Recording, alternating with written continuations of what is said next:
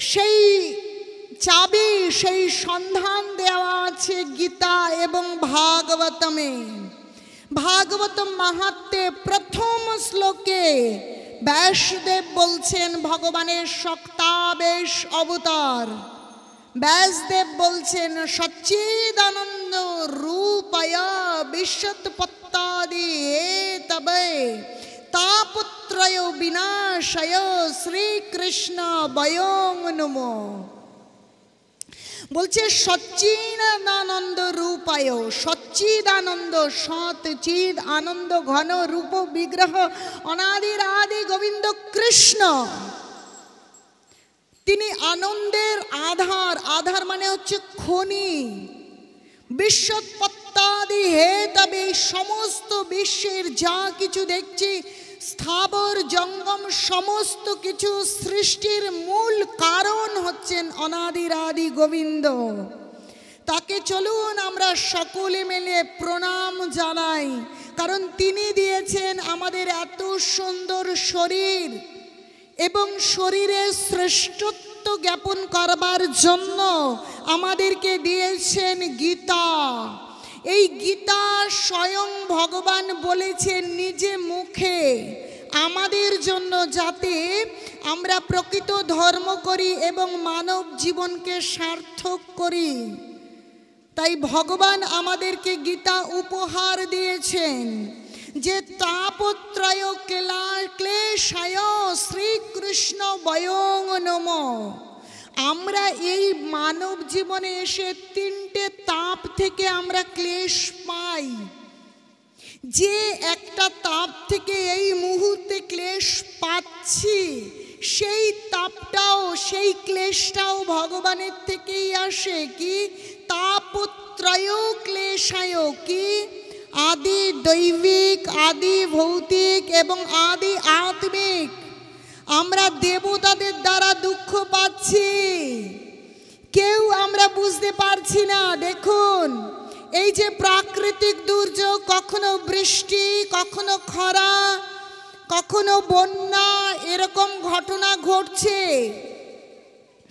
বায়ুর দেবতা আছে, সূর্যের দেবতা আছে, জলের দেবতা আছে, মেঘের দেবতা আছে।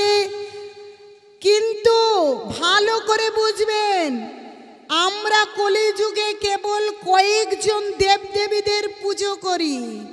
দুর্গা পুজো করি, কালী পুজো করি, মহাদেব, গণেশ, কার্তিক, মুষ্টিমেয় কজন দেবদেবীর পুজো করছি।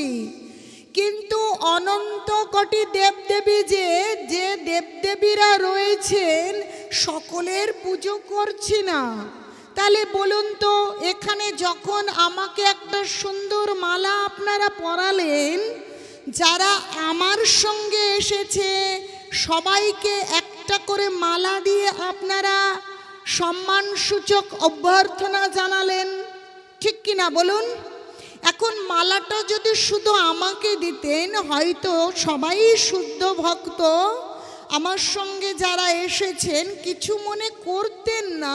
তবু কি এটা স্বাভাবিক নয় কি যে আমাকে আপনারা এত সম্মান করছেন, ওনাদেরকে সম্মান করলেন না? একটু হলেও মনের ভেতরে খারাপ লাগবে কি লাগবে না? ভালো করে বুঝুন, ৩৩ কোটি দেবদেবীর মধ্যে আমরা শুধুমাত্র হাতে গোনা ২-৪ জন দেবদেবীর পুজো করছি। আমরা লক্ষ্মী পুজো করছি, সরস্বতী পুজো করছি, কালী পুজো, দুর্গা পুজো করছি, আর কি বলছি? রূপং দেহি ধনং দেহি, কি সুন্দরী ভার্যাং দেহি, রূপ দাও, টাকা দাও, সুন্দর স্বামী দাও। আরে রূপ তো পরে প্রয়োজন, টাকা তো পরে লাগবে, সুন্দর স্বামী বা স্ত্রী তো পরে প্রয়োজন। আগে কি কে শ্বাস ছাড়া আমরা বাঁচতে পারবো কি? বলুন তো, বাতাস ছাড়া কি বাঁচবো কি? কিন্তু সেই বাতাসের দেবতাকে আমরা পুজো করি। আপনারা কি করেন? বাতাসের দেবতার পুজো করেন?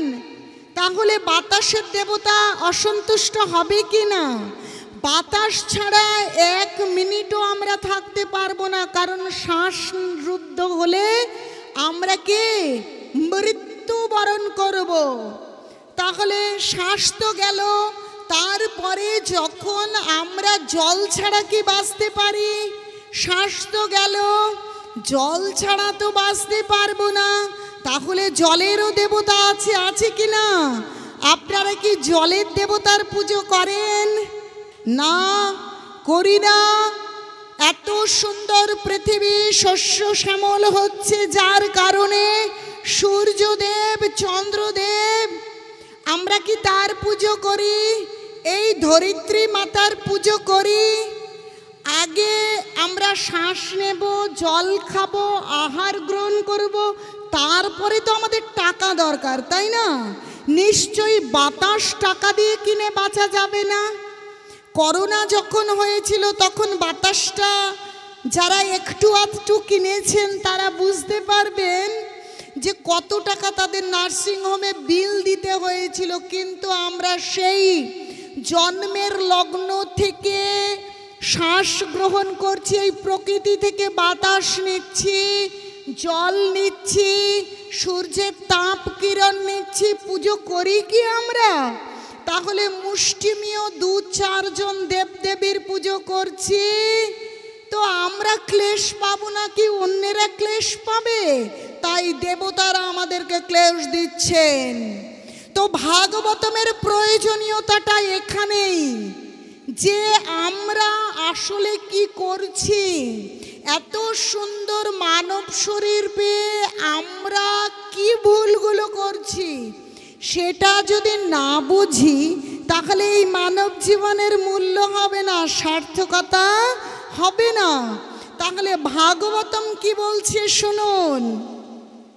যথা তরুর মূল নিশাচনেন ত্রিপন্দি তৎ স্কন্দ ভুজ শাখা প্রাণপহারচ্ছ যথান্দ্রিয়ানং সর্বারেণামচ্যুতেজা।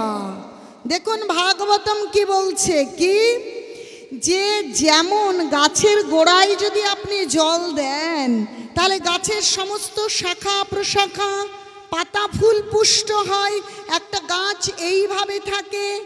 যদি গাছের গোড়ায় না দিয়ে তার আগায় দেন, নিচেই পড়ে গেল, গোড়ায় এলোই না, বলুন তো গাছের কোনো লাভ হয়? হয় কোনো কিছু? তাহলে আমরা হচ্ছে ওইরূপ গাছের বৃক্ষের শাখা প্রশাখায় জল প্রদান করছি, তখন গাছের গোড়ায় জল পৌঁছচ্ছে না, আর শাখা প্রশাখা কি তাতে জল দিলে কি সে শোষণ করতে পারে? একদম পারে না। ঠিক অনুরূপ সেই কাজগুলোই আমরা করছি। 1-2 জন দেবদেবীর পুজো করছি, ভালো করে বুঝুন। প্রাণপহারাচ্ছ যথান রিয়ানাং, আমরা এখানে খাবার দিই, এখানে পাচিত হয়, আমাদের সমস্ত অঙ্গ প্রত্যঙ্গ ইন্দ্রিয়াদি হৃষ্টপুষ্ট হয়। আচ্ছা, যদি মনে করি এই মুখেই কেন খেতে দেব, হাত কষ্ট করে কেন মুখে খেতে দেবে, হাতই খেয়ে নিক। আচ্ছা, আঙুলের ডগায় ভাত ডাল তরকারি দেই, কেমন হয় বলুন তো? এখানেই কেন দিতে হবে? কানের মধ্যে ভাত ডাল গুজে গুজে দেই, কি বলুন? একটু চোখের মধ্যে ভাত ডাল তরকারি গুজে গুজে দেই, কেমন হবে বলুন তো? তাই আমরা যখন 1-2 জন দেবদেবীর পুজো করছি, আমাদের পরিস্থিতি তাই হচ্ছে। যেমন এই মুখে আহার দিলে এই পাচকতন্ত্রে উদরে সেটা পাচিত হয়ে সমস্ত অঙ্গ প্রত্যঙ্গ সুস্থ স্বাভাবিক হৃষ্টপুষ্ট থাকে, তেমনি স্বয়ং অনাদির আদি গোবিন্দ কৃষ্ণের যদি আমরা ভজনা করি, তার যদি ভক্ত হই, কারণ তিনি সবার উপরে বসে আছেন, সমস্ত দেবদেবী তার পুজো করছেন, কারণ একেলা ঈশ্বর কৃষ্ণ আর সকলে তার ভৃত্য। দেবদেবীরাও তার ভৃত্য, আমরাও তার ভৃত্য। তাই আমাদেরকে ভগবানের ভক্ত হতে হবে। ভগবানের সেবা পুজো করতে হবে, তাহলে সমস্ত দেবদেবী, আমরা সব দেবদেবীর পুজো করতে পারছি না, দুই একজনকে যখন করছি তখন বাকিরা রাগ করছেন। এই বৃষ্টির দেবতা কে জানেন? ইন্দ্র। আচ্ছা বলুন তো, আমরা কি ইন্দ্র পুজো করি? স্বয়ং কৃষ্ণ যখন তার বাবা নন্দ মহারাজ ইন্দ্র পুজো করছেন, ইন্দ্র পুজোর আয়োজন করছেন, তখন কৃষ্ণ বলছে, বাবা ইন্দ্র পুজো করো না, ইন্দ্র পুজো করো না, তুমি গোবর্ধনের পুজো করো। আসলে বলতে পারছেন না, তুমি আমার পুজো করো, আমি হচ্ছে ভগবান, আমার নির্দেশে ইন্দ্র এই বৃষ্টি প্রদান করেন, জল প্রদান করেন। বলছে প্রকৃতি ক্রিয়মানানি গুণকর্মাণি সর্বশা অহংকার বিমূঢ়াত্মা কর্তাহমিতি মন্যতে। এই প্রকৃতি, আমরা ভাবছি এই প্রকৃতি আমাদেরকে এরকম দিচ্ছে, না, প্রকৃতি ক্রিয়মানানি, প্রকৃতি যে কার্যগুলো করছে সমস্ত কার্যগুলো স্বয়ং অনাদির আদি গোবিন্দের কৃপায়, গোবিন্দের নির্দেশে করছেন। তাই আমাদেরকে সেই অনাদির আদি গোবিন্দ, সর্বকারণের আদি কারণ গোবিন্দের ভজনা করতে হবে এবং তার ভক্ত হতে হবে, তাহলে সমস্ত দেবদেবী সন্তুষ্ট হবেন এবং আমরা এই আদি দৈবিক, আদি ভৌতিক এবং আদি আত্মিক ক্লেশ থেকে আমরা মুক্ত হব এবং আনন্দ পাব। তাই বলছে যে তাপত্রয় ক্লেশায় শ্রীকৃষ্ণ বয়ং নমঃ। তাই সেই শ্রীকৃষ্ণকে প্রণাম করুন। এই কমিটির সত্যি সত্যি প্রকৃত ভাগ্যের উদয় হয়েছে, তারা ভগবান কেন্দ্রিক এত সুন্দর ভাগবত অনুষ্ঠান করেন। কারণ ভাগবত অনুষ্ঠান না হলে জীবনের প্রকৃত মূল্য, জীবনের উদ্দেশ্য আপনারা জানতে পারবেন না। কি করে ভগবানে ভক্তি করে এই সমস্ত ক্লেশ থেকে মুক্ত হয়ে আনন্দ পাবেন, সেই গভীর গুহ্য তত্ত্ব আপনারা জানতে পারবেন না। মানুষ ওপরে ওপরে ধর্ম করছে, ভাবে একদিন অঞ্জলি দিলে, একদিন জল ঢাললেই বুঝি ধর্ম হয়ে যায়, কিন্তু প্রকৃত ধর্ম এরকম কোনো বিষয় নয়। যদি আপনারা প্রকৃত ধর্ম না করেন, তাহলে এই মানব জীবনের কি সার্থকতা নেই, মূল্য নেই। তাহলে প্রকৃত ধর্ম যদি করতে হয়, তাহলে ভাগবতমকে আশ্রয় করতে হবে। বলছে পৃথিবীতে যত ধর্ম নামে চলে, ভাগবতম বলে তাহা পরিপূর্ণ চলে। পৃথিবীতে যত মনোধর্ম চলছে, যে যার মতন করে ধর্ম করছেন, কিন্তু সব ছল ধর্ম, তাতে কোনো লাভ হবে না। পড়াশুনো করলাম কিন্তু কোনো লাভ হলো না, তাহলে কি কেউ করতে চাইবে? আজকাল কে বিএড করতে চাইছে না, এমফিল করতে চাইছে না। কেন? যে স্কুলে চাকরি হচ্ছে না, রিক্রুটমেন্ট নেই। কারণ কি? পড়াশুনো করতে চাইছে না, চাকরিটা হচ্ছে না। তাহলে আমরা যদি ফল না জানি, আমরা যদি ফল না হয়, কখনো কোনো ক্রিয়া করতে পারবো না। তাহলে আপনারা যে ক্রিয়াটা করছেন তার কোনো ফল হয় না। সমস্ত মানুষ মনোধর্ম করছে, প্রকৃত ধর্ম করছে না। প্রকৃত ধর্ম একমাত্র লিপিবদ্ধ করা আছে ভাগবতমে। কারণ ভাগবতমই প্রকৃত ধর্ম আমাদেরকে দিচ্ছে। সেই ভাগবতম যদি আপনারা না জানেন, তাহলে প্রকৃত ধর্ম করতে পারবেন না। আর যদি প্রকৃত ধর্ম না করেন, তাকিয়ে দেখুন কৃষ্ণের দিকে, দ্বিভুজ মুরলী মনোহর শ্যাম সুন্দর আনন্দ ঘন রূপ বিগ্রহ কৃষ্ণ ঠিক সেরকম করে আমাদেরকে তৈরি করেছেন। কি সুন্দর দুটো বাহু, দুটো চোখ, কি অপরূপ সুন্দর করে আমাদের তৈরি করেছেন। কিন্তু আমরা যদি প্রকৃত ধর্ম না করি, তাহলে পশু সদৃশ। বলছে ধর্মহীন মানব পশু ভি সমান। তাহলে ধর্ম যদি আমরা প্রকৃত ধর্ম না করি তাহলে পশুর সমতুল্য। আর কি সেই প্রকৃত ধর্ম? সেই প্রকৃত ধর্মটা আসলে কি সেটা আমাদেরকে জানতে হবে। সেটা আমরা কি করে জানব? সেটা জানবার জন্য ভগবানের ভক্তদের ডেকে নিয়ে আসা কর্তব্য। কারণ যদি ভক্তরা না আসে, কারণ ভাগবতম যে গুহ্য তত্ত্ব, গীতা যে গুহ্য তত্ত্ব, সেটা একা একা কখনো বোঝা যায় না। সেই জন্য চৈতন্য চরিতামৃত বলছে, ভাগবত পড় গিয়া বৈষ্ণবের স্থানে একান্ত আশ্রয় করো চৈতন্য চরণে। একমাত্র চৈতন্য চরণে আশ্রয় গ্রহণ করো আর ভাগবত পড়ো বৈষ্ণবের স্থানে। বৈষ্ণব ছাড়া এই গুহ্য কঠিন তত্ত্ব আমরা কখনো বুঝতে পারবো না। কারণ কৃষ্ণকে আমরা বুঝতেই পারি না। আমরা সবাই মনে করি আমাদের মতন একজন মানুষ কৃষ্ণ। সে এত গোপীদের নিয়ে, রাধারানীকে নিয়ে প্রেমকেলি করেছেন। আর আমরা করলে কেবল বলে কৃষ্ণ করলে লীলা, আর আমরা করলে কি না ধরে ধরে, বাকিটা আমি বললাম না। তাহলে আমরা যদি এটা জানতাম যে অনাদির আদি গোবিন্দ কৃষ্ণ স্বয়ং ভগবান ষড়ৈশ্বর্যপূর্ণ, তিনি যেটা করেন, যে লীলা করতে পারেন, সেটা বোঝবার ক্ষমতা আমাদের নেই। তিনি এই কনিষ্ঠ আঙুলের ওপরে এক বিরাট গোবর্ধন পর্বতকে ধরে রেখেছেন 7 দিন 7 রাত। চিন্তা করে দেখেছেন, তিনি বিশ্বরূপ দর্শন করিয়েছেন অর্জুনকে।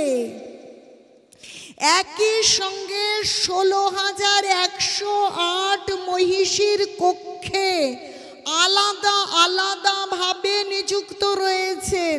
কোথাও রুক্মিণীর সঙ্গে গল্প করছেন, কোথাও সত্যভামার কেশ সুন্দর করে তৈরি করে দিচ্ছেন।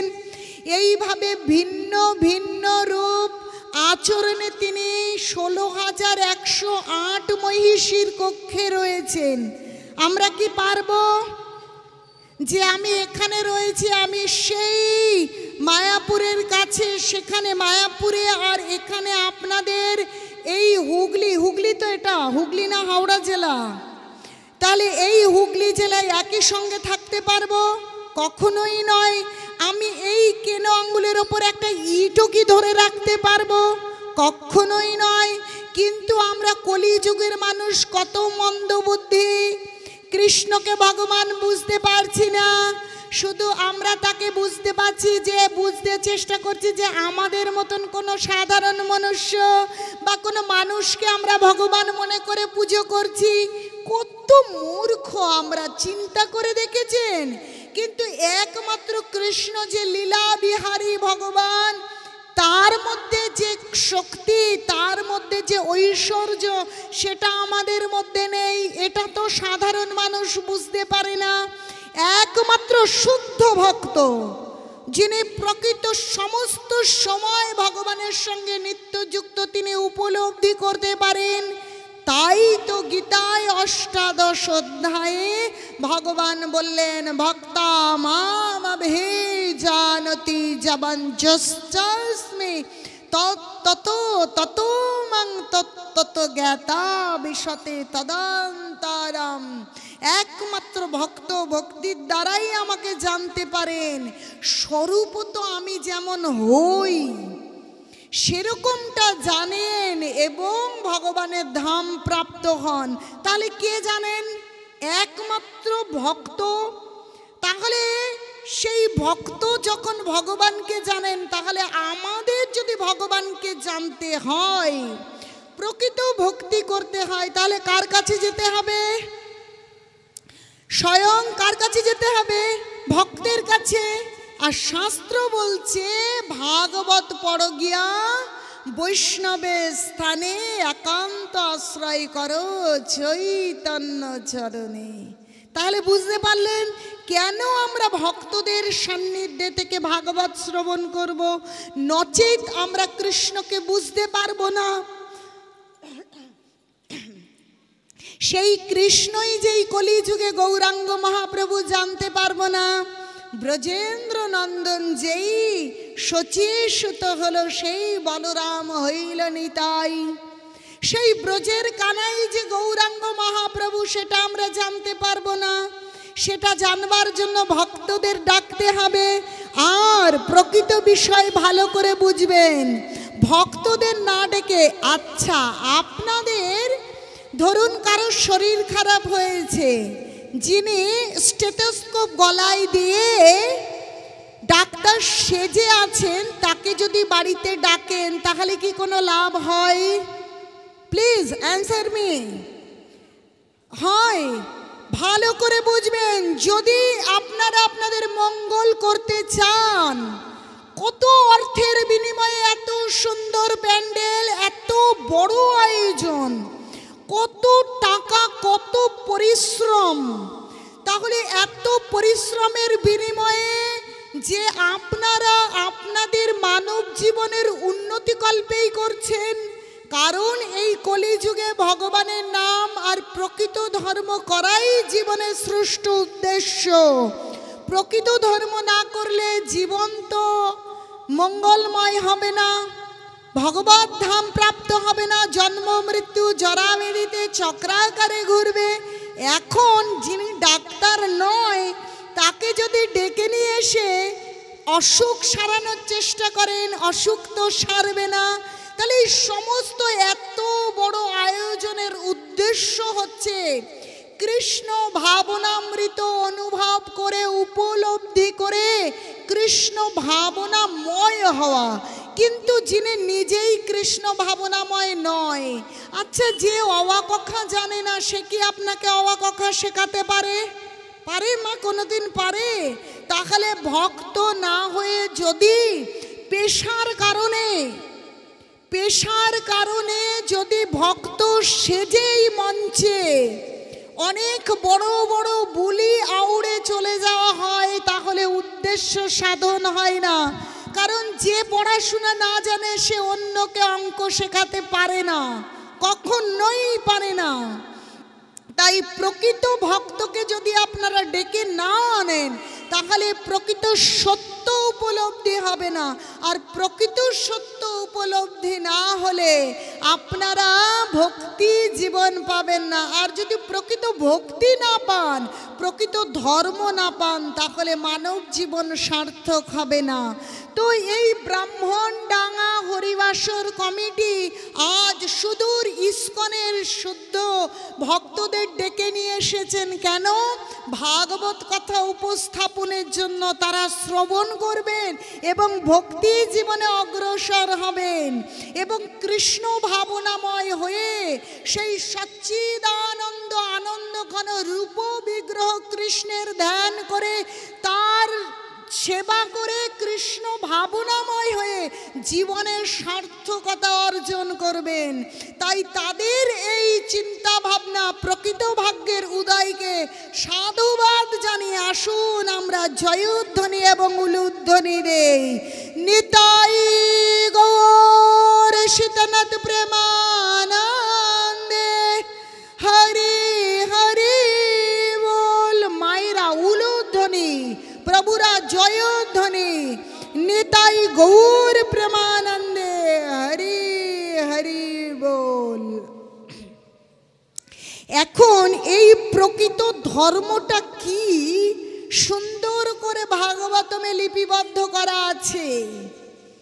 সেখানে প্রথম স্কন্ধের 2য় অধ্যায়ের 6 নম্বর শ্লোকে ভগবান বলছেন, ভগবানের শক্তাবেশ অবতার ব্যাসদেব লিপিবদ্ধ করছেন, আর সুখদেব গোস্বামী সমস্ত আসক্তি রহিত হয়ে সেই সুখদেব গোস্বামী আমাদেরকে পরিবেশন করছেন। কি বলছেন? সবই পুংসং পরধর্ম যত ভক্তির অধক্ষজে অহৈতুকি অপ্রতিহতা যত আত্মা সুপ্রসিদ্ধতি। দেখুন কি বলছেন, সমস্ত মানুষের পরম ধর্ম হচ্ছে সেই ধর্ম যার দ্বারা ইন্দ্রিয়জাত জ্ঞানের অতীত শ্রীকৃষ্ণে অহেতুকি অপ্রতিহত ভক্তি লাভ করা যায়। ভালো করে বুঝুন, বলছে সমস্ত মানুষের শ্রেষ্ঠ ধর্ম হচ্ছে সেই ধর্ম যার জন্য ইন্দ্রিয় জ্ঞানের অতীত, যাকে ইন্দ্রিয় দিয়ে বোঝা যায় না, এই জড় জাগতিক যে ইন্দ্রিয় তা দিয়ে বোঝা যায় না, সেই অনাদির আদি গোবিন্দ কৃষ্ণের প্রতি অহৈতুকী এবং অপ্রতিহত ভক্তি হয়। সেই ভক্তি বলে অনর্থ নিবৃত্তি হয়ে আত্মা যথার্থ প্রসন্নতা লাভ করে। তাহলে প্রকৃত ভক্তিটা কি? যে ভগবানের চরণে অহৈতুকী এবং অপ্রতিহতা ভক্তি। দেখুন, এটা তো ভাগবতমে ভগবান বললেন, স্বয়ং চৈতন্য মহাপ্রভু এই কলিযুগে আসলেন। কৃষ্ণ গীতাতে ভাগবতমে যে প্রকৃত ধর্ম আমাদেরকে দিয়েছিলেন, গৌরাঙ্গ মহাপ্রভু স্বয়ং অবতারী হয়ে আমাদেরকে নিজে জানিয়ে দিয়ে গেলেন সেই ধর্মের কথা, যে তিনি শিক্ষাষ্টকম শ্লোকে বললেন, না ধনং না জনং সুন্দরী কবিতাং বা জগদীশ কাময়ে মম জন্মানি জন্মানীশ্বরে ভবতাদ ভক্তির আহিতুকীর্তই। কি বললেন দেখুন, তিনি ভগবানকে প্রার্থনা করার মধ্যে দিয়ে আমাদেরকে শেখালেন। তাই শিক্ষাষ্টকম শ্লোক আমাদেরকে শেখালেন কি, ন ধনং, ভগবান আমি তোমার কাছে ধন চাই না, ন জনং আমার লোকবল চাই না, সুন্দরী কবিতাং আমার সুন্দরী কবিতা বা জগদীশ কামও চাই না, মম জন্মানি জন্মানীশ্বরে ভবতাদ ভক্তির অহেতুকীর্তই, আমার যেন জন্ম জন্ম সেই কৃষ্ণের চরণে অনাদির আদি গোবিন্দের চরণে যেন অহেতুকীর ভক্তি থাকে। অহেতুকী মানে কোনো কারণ ছাড়াই যেন আমি ভগবানের সেবা করি। তাহলে ভগবানের সেবাই হচ্ছে প্রকৃত ধর্ম। সেবাটা এসেছে ভজ ধাতু থেকে, সেবা। আর ভজ ধাতু মানে হচ্ছে সেবায়াম, সেবা। ভগবানের সেবা করতে হবে, ভগবানের সেবাই প্রকৃত ধর্ম। এখন ভগবানের সেবা কি করে করবেন, কি করে করবেন সেই বিষয়টা বুঝিয়ে দেবার জন্য স্বয়ং গৌরাঙ্গ মহাপ্রভু করুণা করে আসলেন। বলছেন, অনর্পিত চরিং চিরাত করুণাবতীর্ণ কলৌ সমর্পয়িতমুন্নত উজ্জ্বল রসং স্বভক্তি শ্রিয়ম হরিপুরট সুন্দর দূতি কদম্ব সন্দীপিত সদা হৃদয় কন্দরে স্ফুরত বসচি নন্দন। সেই যে প্রেমা ভক্তি সেটা শেখানোর জন্য করুণা করে স্বয়ং গৌরাঙ্গ মহাপ্রভু, যিনি সেই কৃষ্ণ ব্রজেন্দ্র নন্দন, তিনি সেই গৌরাঙ্গ মহাপ্রভু এই কলিযুগে আসলেন আর নিজে আচরণ করে আমাদেরকে শিখিয়ে দিয়ে গেলেন, আমাদেরকে শেখালেন কি করে ভগবানের ভজনা করতে হবে। বলছেন, শ্রীকৃষ্ণ চৈতন্য প্রভু জীবে দয়া করি স্বপার্শ্বদেশীয় ধাম সহ অবতারী, দুর্লভ অত্যন্ত দুর্লভ প্রেম করিবারে দান, শিখায় শরণাগতি ভক্তের প্রাণ। দেখেন কি শেখালো কৃষ্ণ চৈতন্য। বলছে শ্রীকৃষ্ণ চৈতন্য প্রভু জীবের, এই জীব সমস্ত জীবকে দয়া করবার জন্য স্বয়ং ভগবান তিনি শ্রীকৃষ্ণ চৈতন্য রূপে গৌরাঙ্গ মহাপ্রভু রূপে এই কলিযুগে আসলেন। তাই বলছে শ্রীকৃষ্ণ চৈতন্য প্রভু জীবে দয়া করি সব পার্ষদ, তিনি সমস্ত পার্ষদ নিয়ে আসলেন। বলরাম নিত্যানন্দ প্রভু এবং রাধারানী সমস্ত পার্ষদকে নিয়ে আসলেন। ব্রহ্মা শিব বিষ্ণু সবাই আসলেন এবং ধাম, সেই বৃন্দাবন ধামকে সঙ্গ করে নিয়ে আসলেন। নবদ্বীপ ধাম রচনা হলো। তাই বলছে যে শিওধাম সপার্ষদ শিওধাম সহ অবতারী, অত্যন্ত দুর্লভ প্রেম করিবারে দান। অত্যন্ত দুর্লভ যে কৃষ্ণ ভক্তি, যে কৃষ্ণ প্রেম, সেই প্রেমটা এই জগতে দান করবার জন্য তিনি আসলেন। শেখায় শরণাগতি ভক্তের প্রাণ, ভক্তির প্রাণ যে শরণাগতি, ভগবানের চরণে আশ্রয় গ্রহণ, সেটা শিখিয়ে দেবার জন্য তিনি আসলেন। কারণ গীতায় ভগবান বলে গিয়েছিলেন কি, সর্বধর্মান পরিত্যজ্য মামেকং শরণং ব্রজ অহং তং সর্বপাপেভ্যো মোক্ষয়িষ্যামি মা শুচো। তোমাদের যা মনে মনে ধর্ম করো, তোমরা সমস্ত ধর্ম পরিত্যাগ করো। ভগবানই বলছেন ধর্ম করো, ধর্ম করো, ধর্ম করো। কিন্তু গীতার শেষে ৬৬ নম্বর শ্লোকে ভগবান বললেন, কি বললেন? সর্বধর্মান পরিত্যাজ্য, সমস্ত মনোধর্ম পরিত্যাগ করো। মামেকং শরণং ব্রজ, আমার চরণে আশ্রয় গ্রহণ করো।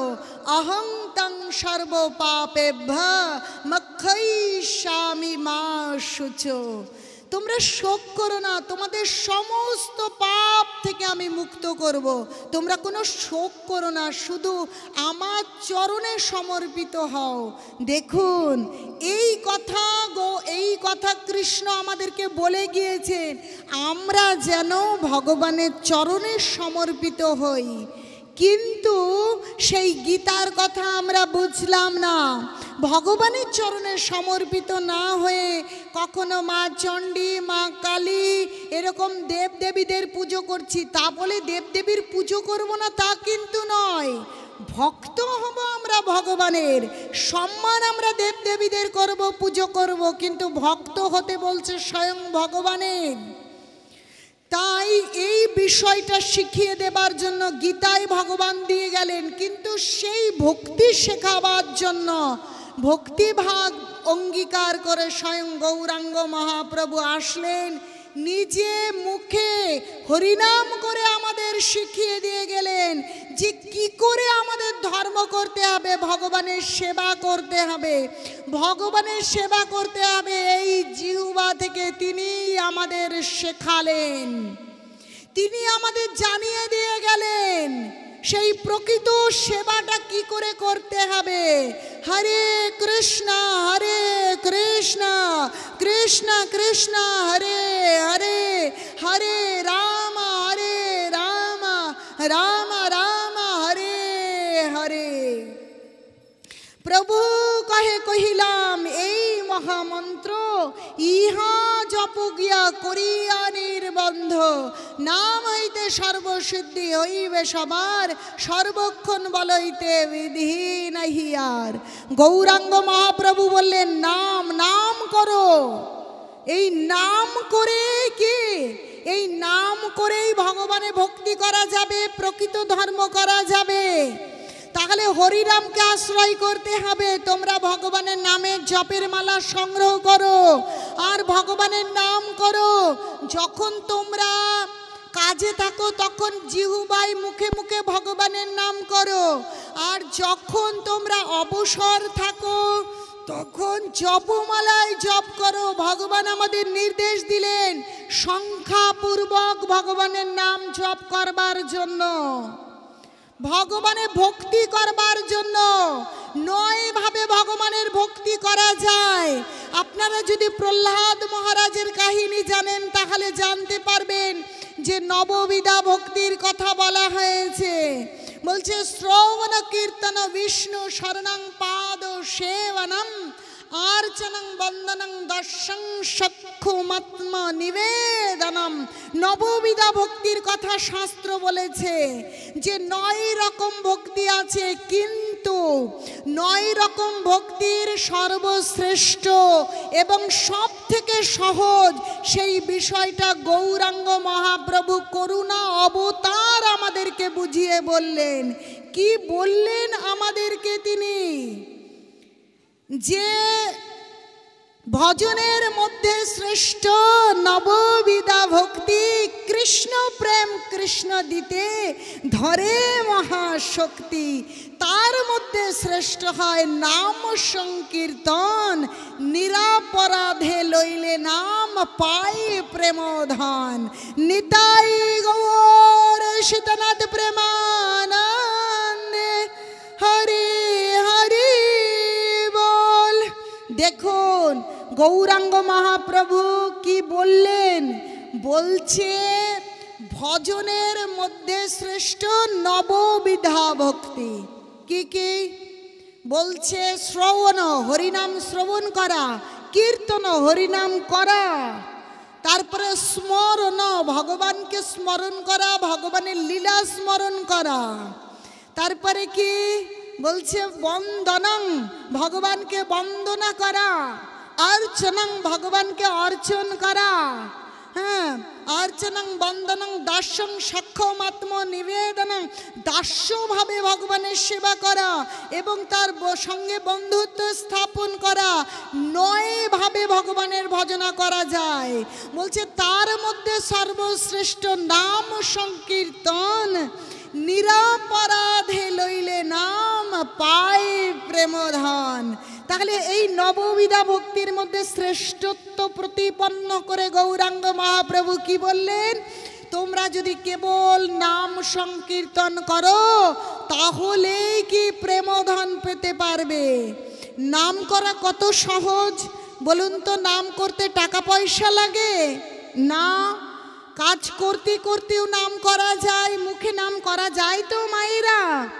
ঘুমোতে যাওয়ার সময় মোটে 5 মিনিট সময় লাগে, এক মালা অন্তত জপ করা যায়। ভগবানের নামই সর্বশ্রেষ্ঠ এই কলি যুগে। ভাগবতম বলছে হরের নাম হরের নাম হরের নাম এইব কেবলম কলয়ু নস্তভ্য নস্তভ্য নস্তভ্য গতির অন্যথা। দেখুন বলছে হরিনাম হরিনাম হরিনাম করো, এই কলি যুগে গতি নেই গতি নেই গতি নেই, আর কোনো উপায় নেই। ওদিকে গৌরাঙ্গ মহাপ্রভু চৈতন্য চরিতামৃতে বলা হলো নিরাপরাধে নাম লইলে পাই প্রমোধন। নববিধা ভক্তির মধ্যে সর্বশ্রেষ্ঠ নাম সংকীর্তন, নিরাপরাধে লইলে নাম পাই প্রেমধন। নাম নেওয়া তো কোনো ব্যাপার না, যে কোনো সময় নেওয়া যায়। এই আপনারা এখন যে কেউ দাঁড়িয়ে আছেন, বসে আছেন, ইচ্ছে করলেই নাম গ্রহণ করতে পারেন। একবার নাম গ্রহণ করলেই ভগবান কৃপা করবেন। একবার নাম গ্রহণ করে একটা প্রার্থনা যদি ভগবানকে করে দেন তাহলেই আপনারা ভগবানের কৃপা লাভ করতে পারবেন। আপনারা কি কৃপা লাভ করতে চান? দেখুন তো হরিনাম করতে টাকা পয়সা লাগে কিনা। একসঙ্গে হাতে তালি দিয়ে একটু হেলে দুলে নাম করলেই উদ্ধার প্রাপ্ত হবেন। হরে কৃষ্ণ কৃষ্ণ কৃষ্ণ হরে হরে, হরে রাম রাম রাম হরে হরে। এভরিবডি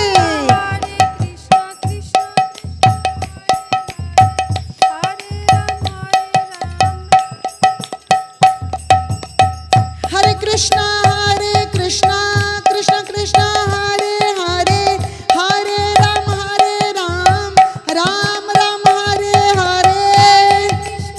এভরিবডি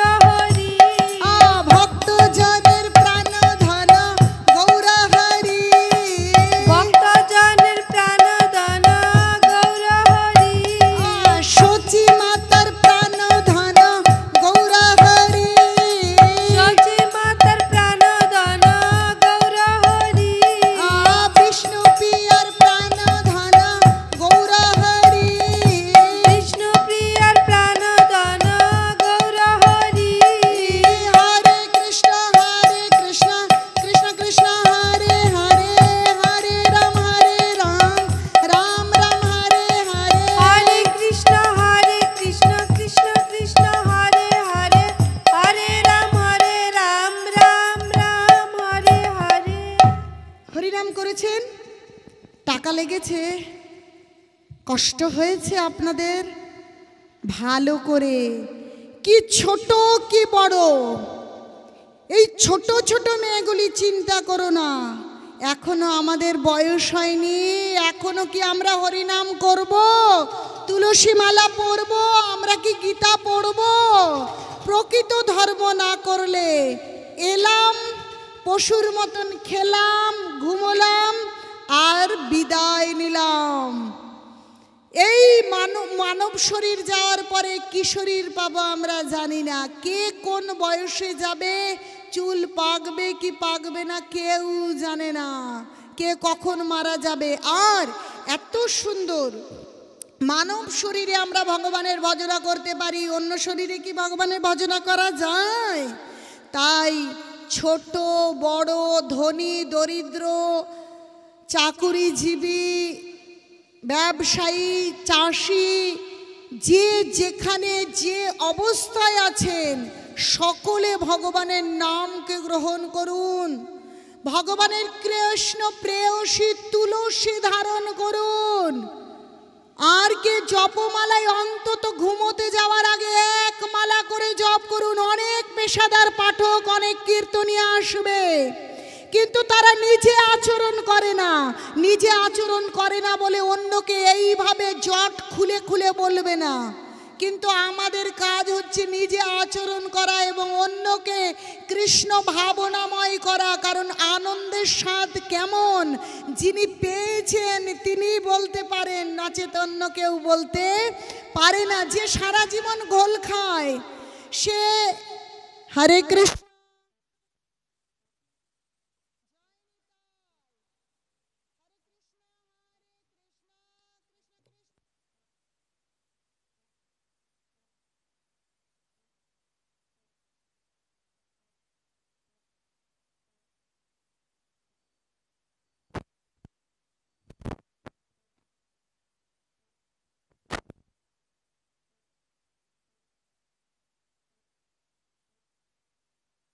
করেন না, তাদের কি কাম আর ক্রোধ।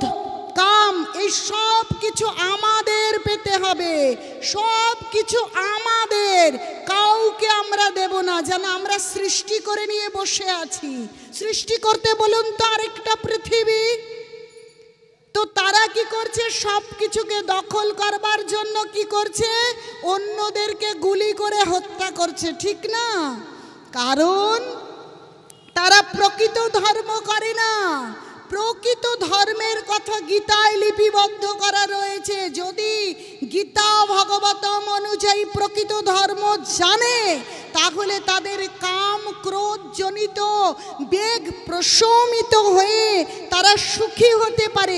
আচ্ছা বলুন তো, সুখী মানুষ কখনো অন্যকে গুলি করে? সুখী মানুষ অন্যকে গুলি করে?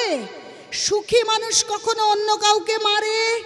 দেখুন গীতায় কি বলছেন ভগবান, শক্নতি ইহ এব যশোরুম প্রাক শরীর বিমোক্ষানাৎ কাম ক্রোধ লোভ উদ্ভবং যশযুক্ত সুখী নর। বলছে শক্নতি ইহ এব যশোরুম প্রাক শরীর বিমোক্ষানাৎ কাম ক্রোধ উদ্ভবং বেগং সযুক্ত সুখী নর। যে এই কাম ক্রোধ থেকে উদ্ভূত যে বেগ, তা যদি আমরা দমন করতে না পারি আমরা কোনোদিন সুখী হতে পারবো না, স্থির হতে পারবো না। আর এই কাম ক্রোধ দমন করে একমাত্র শান্ত হবার মন্ত্র কৃষ্ণ ভাবনাময় আছে। কৃষ্ণ ভাবনা অমৃত যদি গ্রহণ করা যায় তাহলে কাম ক্রোধ লোভের যে বেগ, সেই বেগ দমিত হয়। এছাড়া আর কোনোভাবে সেই বেগকে দমন করবার কোনো উপায় এই পৃথিবীতে নেই। সেই বেগকে উত্তরোত্তর বৃদ্ধি করবার বেশি রয়েছে। আর এমন এমন সব মন্ত্রী পরিষদ বসে আছে গদিতে, যাতে রাজ্যবাসীর কাম ক্রোধ লোভ উত্তরোত্তর বৃদ্ধি প্রাপ্ত হয়। সেই জন্য ঢালাও কারণ গীতা যে জানে না, ভাগবতম যে জানে না, ভালো করে বোঝবার চেষ্টা করুন। কোনো ব্যানার্জির ঘরে জন্মগ্রহণ করলেই ব্যানার্জি ব্রাহ্মণ হওয়া যায় না, চ্যাটার্জির ঘরে জন্মগ্রহণ করলে ব্রাহ্মণ হওয়া যায় না।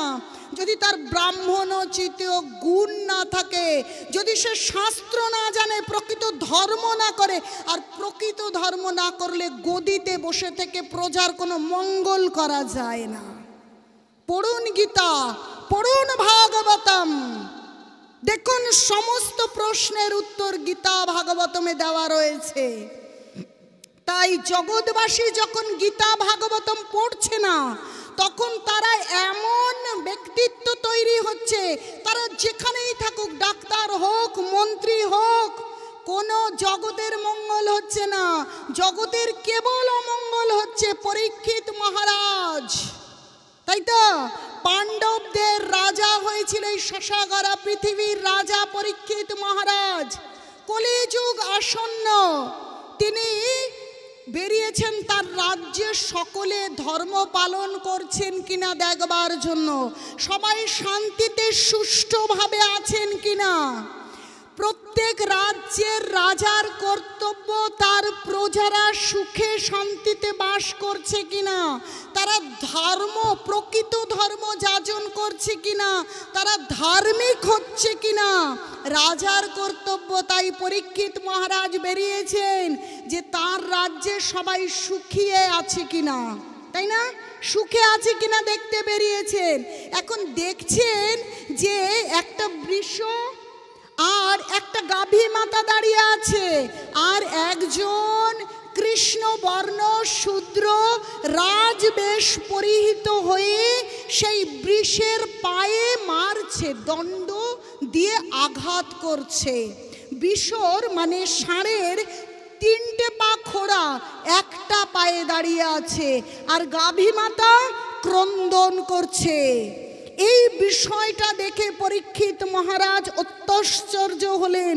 হায় ভগবান, আমার রাজ্যে একই পরিস্থিতি, এত কলিযুগের আসন্ন লক্ষণ দৃশ্যমান হচ্ছে, আমার প্রজারা তো সুখে নেই। যেখানে বিষের তিনটে পা খোড়া হয়ে গিয়েছে, তার পায়ে একজন শূদ্র দণ্ডদান করছেন এবং গাভী মাতা ক্রন্দন করছেন, তাহলে আমার রাজ্যে কেউ সুখে নেই, ভালো নেই আমার রাজ্যের প্রজা সকল। কারণ ভগবান বলছেন ব্রাহ্মণ্য দেবায় গো ব্রাহ্মণ্য হিতায় চ জগদ্ধিতায় কৃষ্ণায় গোবিন্দায় নমো নমো। প্রকৃত ব্রাহ্মণ এবং গোমাতাকে সুরক্ষা প্রদান করাই হচ্ছে রাজ্যের রাজার কর্তব্য। যখন দেখা যাবে গাভী মাতার বৃষ সুরক্ষিত নয়, তাহলে বুঝতে হবে সেই রাজ্য ঠিক নেই, সেই রাজ্যের রাজ্যবাসী কখনো সুখে শান্তিতে থাকতে পারে না। কারণ বৃষ হচ্ছে ধর্মের কি, ধর্মের প্রতীক। সেই বৃষর তিনটে পা খোড়া হয়ে গিয়েছে কেন? কলিযুগ আসন্ন, সেই চারটে পা বিষের মানে ধর্মের চারটে খুঁটি। কি কি জানেন? সত্য, দয়া, তপস্যার শৌচ।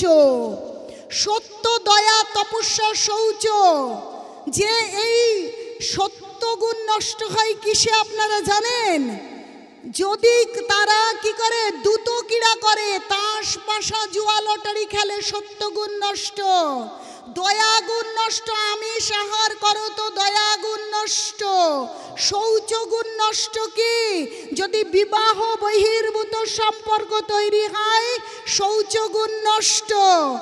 আর তপস্যা, যদি কেউ নেশা করে, তাস পাশা কি, চা পান কফি, মদ বিড়ি সিগারেট, এই সমস্ত বিষয় যদি গ্রহণ করে, তাহলে তার কে তপস্যা গুণ নষ্ট হয়ে গেল।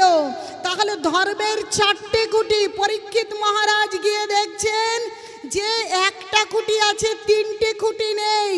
ভালো করে চিন্তা করে দেখুন, আমরা যে সময় বর্তমান রয়েছি, ধর্মের চারটে খুঁটির তিনটে খুঁটি একদমই নেই। চিন্তা করে দেখুন, বলছে নেশা গুণ যদি থাকে তপস্যা নামক ধর্মের খুঁটি শেষ। ভালো করে চিন্তা করুন, সিগারেটের প্রতি ঢালাও অনুমতি। ভুল বললে বলবেন মাতাজি আপনি ভাগবতম পড়ে ভুল বলছেন, আপনারা দেখতে চাইলেই আমি দেখিয়ে দিতে পারবো। ঢালাও অনুমোদন মদের জন্য। চিন্তা করে দেখুন তো, যে বাড়িতে মদ আছে তারা কেউ সুখী কিনা? অনেক বড় বড় চাকরি করেন, অনেক ডিগ্রি আছে, মদ ছাড়া ঘুম আসে না। বড় বড় পুজো, বড় বড় অনুষ্ঠান হচ্ছে, কিন্তু পিছনে তার কেবল অধর্ম। কারণ ভাগবতম বলছে দূতং পানং স্ত্রী শোনা যত্র অধর্ম চতুর্বিধা। দূতং পানং, যেখানে পানং মানে নেশা রয়েছে সেখানে অধর্ম রাজ করছে। আর আমরা যে রাজ্য রাজনীতি এবং যে বর্তমান পরিস্থিতিতে রয়েছি, মদের ঢালা অনুমতি। বেশি বেশি মদ খাও আর বেশি বেশি সিগারেট খাও। আপনারা ভাববেন না কোনো রাজনীতির প্রতিনিধিত্ব করতে এসেছি, আমি কোনো রাজনীতির প্রতিনিধিত্ব করতে আসিনি, আমি ভাগবতমের প্রতিনিধিত্ব করতে এসেছি।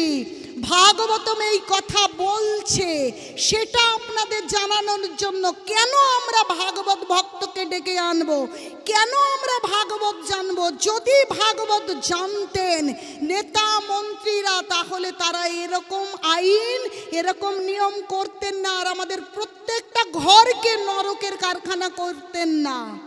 বলছে 3টে বেগই নরকের কারখানা তৈরি করে, আর এই বেগকে উত্তরোত্তর বাড়িয়ে দিচ্ছে। কি নেশায় আসক্ত মানুষ কি কখনো স্থির থাকতে পারে? কোনটা তার স্ত্রী, কোনটা তার মেয়ে, কোনটা তার কন্যার সমবয়সী, এই জ্ঞান থাকে? থাকে মায়েরা বলুন তো? থাকে না, কারণ সে নেশায় আসক্ত। তাই নেশা বন্ধ করবার কথা ভাগবতমে লেখা আছে, ধর্ম করবার জন্য ঘর ছাড়বার কথা বলা হয়নি। ছেলে মেয়ে ছাড়বার ভাবতে পারেন যে প্রকৃত ধর্ম করতে গেলে সংসার ছেড়ে দিতে হবে, স্ত্রী ছেড়ে দিতে হবে, স্বামী ছাড়তে হবে, শাখা সিঁদুর ছেড়ে দিতে হবে, সাদা শাড়ি পরে ভিক্ষার ঝুলি নিয়ে রাস্তায় বেরিয়ে যেতে হবে। না, যদি ছাড়তে হয়, প্রকৃত ধর্ম করতে গেলে ছাড়তে হবে 4টে জিনিস। দূতং পানং স্ত্রী ও সোনা, যেটা 4টে খুঁটি ধর্মের। তাহলে ছাড়তে হবে কি? নেশা। নেশা যেটা ভাগবতম বলছে, তাহলে তার উপর কড়া নির্দেশ হতে পারে।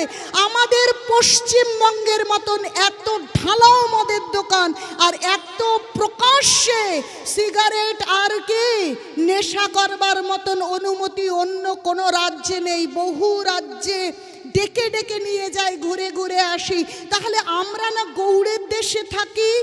আমাদের এই ওয়েস্ট বেঙ্গল নবদ্বীপে স্বয়ং গৌরাঙ্গ মহাপ্রভু, যিনি স্বয়ং অনাদির আদি গোবিন্দ, তিনি আসলেন আর এসে আমাদেরকে কৃষ্ণ ভক্তি শেখালেন। আর সেই পীঠস্থানে কিনা উল্টো কথা, উল্টো না, আমরা সেটা করব না। আপনারা জেগে উঠুন, প্রকৃত ব্রাহ্মণ, প্রকৃত পুরোহিত হন।